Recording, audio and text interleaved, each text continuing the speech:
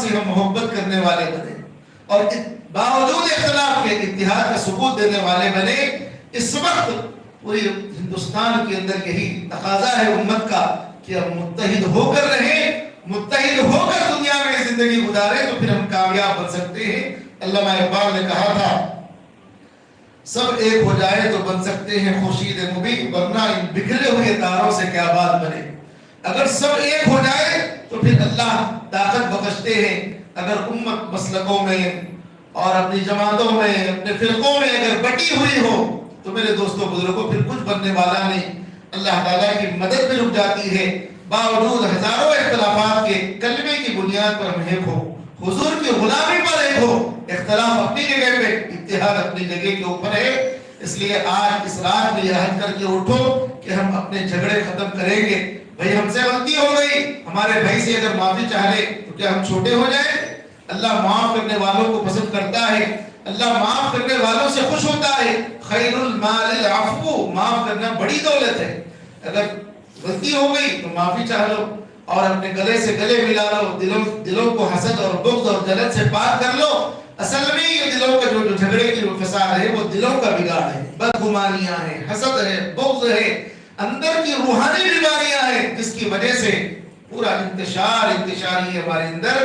اس لیے اگر معاشرے کو بدلنا ہے تو دل کو بدلنے کی ضرورت ہے. دل کو بدلنا ہے تو دل کو تقوی کے نور سے آباد کرنا اور دل کو نور ایمان سے آباد کرنا, اللہ کی محبت سے دل کو چمکانا, اللہ کے نور سے دل کو چمکانا. یہ دل کے اندر اللہ کے رہنے کی جگہ ہے. یہ دل میں سے اللہ نکل جائے گا تو غیر اللہ آ جائے گا, تو پھر پوری دنیا فسادات, پورے معاشرے کے اندر جھگڑے فسادات ہو گئے. آج دل کے بگاڑ کی وجہ سے پوری دنیا میں بگاڑ ہے, پورے معاشرے میں بگاڑ ہے. اگر دل سدھر گیا تو پورا جسم سدھر جاتا ہے, پوری زندگی سدھر جاتی ہے. دل پہ محنت کرنے کی جگہ ہے اور دل کس کا مرکز ہے؟ تقوی کا مرکز ہے. اس لیے فرمایا روزے میں ریاکاری نہیں ہوتی. روزے میں آدمی میں سن کے ہوٹا رکھ کے ڈھیلا ڈال لے کے لوگوں تعریف کرنا بول کے ٹھہرتا ہوں, بولے آج تک کوئی روزے دار کو دیکھے ایسا نہیں. نماز میں ریاکاری ہو سکتی ہے, ذکر میں ریاکاری ہو سکتی ہے, حج میں ریاکاری ہو سکتی ہے کہ لوگ مجھے حاجی گئے فلاں گئے, مگر روزے میں آدمی ریاکاری نہیں ہو سکتی. اسی لیے اللہ نے فرمایا روزہ میرے لیے ہے, میں ہی اس کا بدل ہوں. اس لیے اس میں ریا کا شک و شبہ ہی نہیں ہے. تو میرے عزیز دوستوں بزرگوں,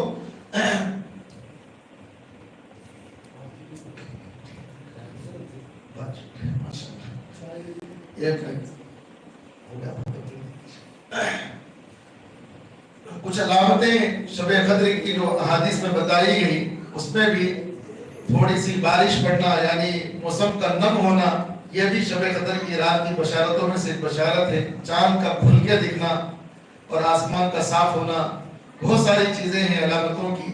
بہرحال یہاں ہمیں سبق اس بات سے لینا ہے کہ آپس میں جھگڑے کی وجہ سے اللہ نے شب قدر کی رات کو اٹھا لیا. ہم جو ہے اتحاد و اتفاق سے رہیں اور مسلمان اپنے بھائیوں کو بہنوں کو معاف کرنے کا مزاج بنائیں. اللہ معاف کرنے والوں کو پسند کرتا ہے. اب شب قدر کو اللہ نے جو چھپایا اس میں مصلحت بھی ہے. اللہ تبارک و تعالیٰ اگر شب قدر بتا دیتے, اگر اتنی مبارک رات میں معلوم ہو جاتا کہ آج ہی شب قدر ہے تو پھر بندہ کوئی گناہ میں مبتلا ہو جاتا. تو فرماتے ہیں کہ شب قدر کی رات کا جتنا ثواب ہے 83 سال 4 مہینے ثواب ملے گا. اور اس رات میں اگر گناہ کرتا ہوا بندہ جو ہے نا غفلتوں میں وقت گزارے گا تو اس سے بڑا اس کو گناہ ہوگا.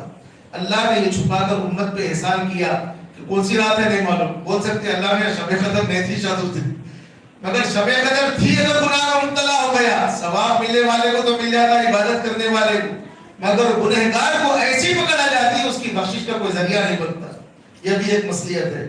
دوسری مصلحت یہ ہے کہ اس بہانے سے بندہ 8 دن اللہ کے سامنے 8 راتیں 10 راتیں آخری عشرے کی پوری راتیں عبادت میں گزارنے کا اس بندے کو موقع ملتا ہے. نہ جانے کون سی رات شب قدر ہو جائے کچھ پتا نہیں. تو بہرحال اللہ تعالیٰ کی مصلحت ہے اس رات کو چھپانے کے لیے, مگر ہمیں جو سبق لینا ہے وہ سبق میں نے آپ کے سامنے کر دیا.